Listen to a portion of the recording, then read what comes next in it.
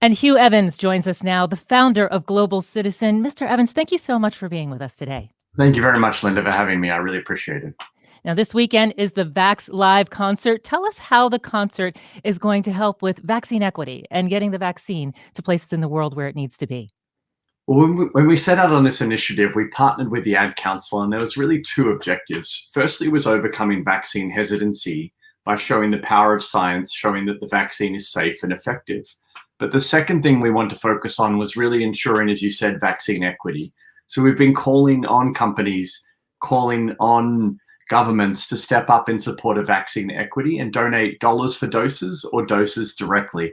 And I'm proud to tell you that through this campaign already, over 10 million doses have been committed to those who need it most, the frontline community healthcare workers who are on the front line creating change all around the world.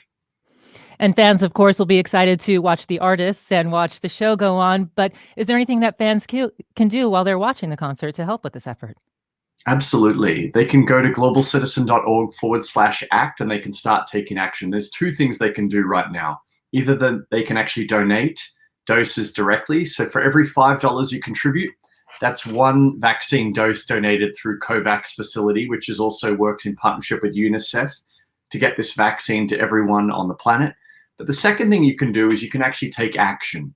You can call on governments, call on the pharmaceutical companies to really step up and be more generous at this time, because as French President Macron said, every G7 nation should be donating right now at least 5% of their total vaccine dose to support those who need it most. So we want to call on the G7 to step up. So whether it's, for example, the British government is currently not doing enough and we need to call on them to step up.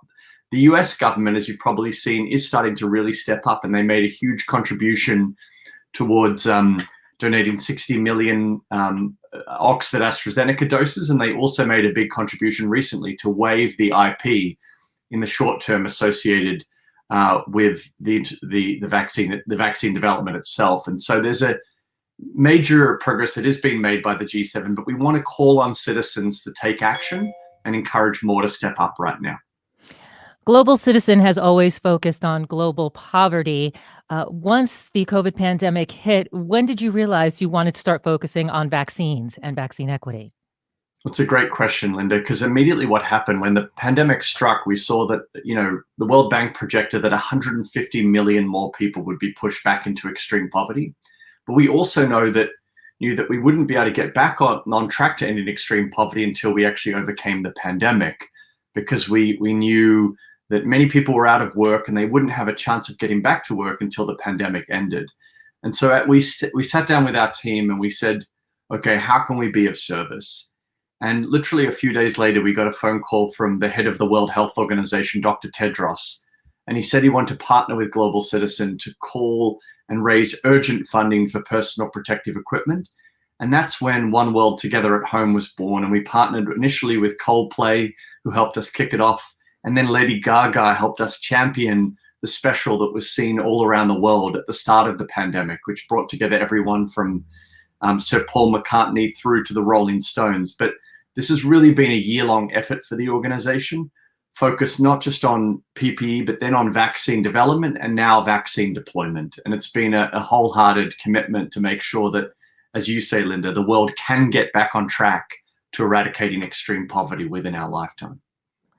How challenging was it to make that pivot? Did you find it difficult as an organization to make sure that your focus, as no one expected the pandemic to come, to make your focus shift in this direction?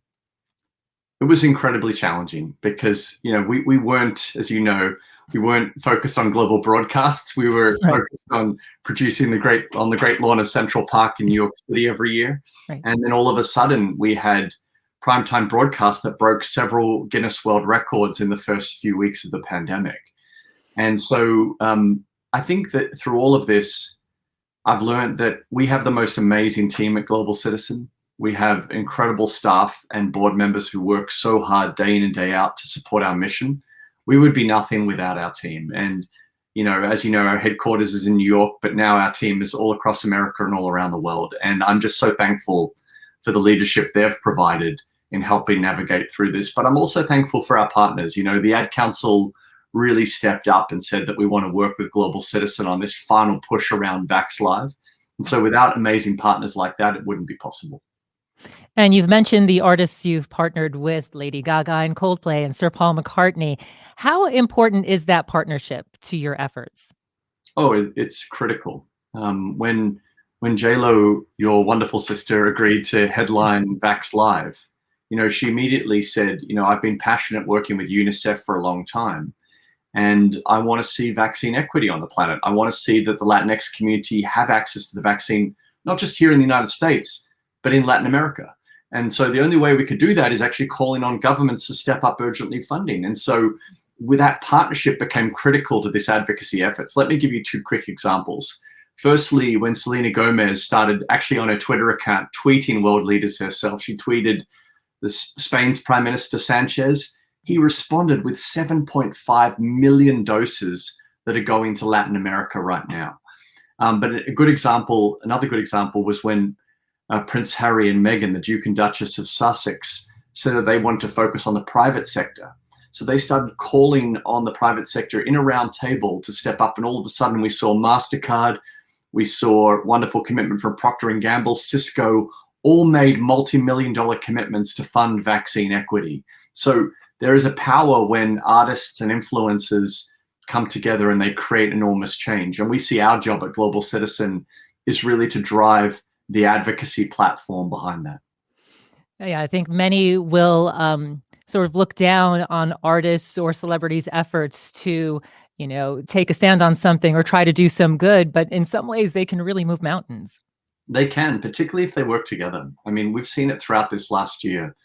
In the lead up to the election, Global Citizen worked with Alicia Keys and America Ferrera and Kerry Washington on a great campaign called, it was really focused on voter registration and making your vote count. And we saw so many people respond to that campaign through the power of their artistry. I really do believe that throughout history, music and art has been a great motivator for social movements. You need only look at the anti-apartheid movement in South Africa, or look at even the abolition of the slave trade movement, where songs like Amazing Grace were actually written about the abolition of the slave trade. And so music has always been this motivator for movements, and it's true today.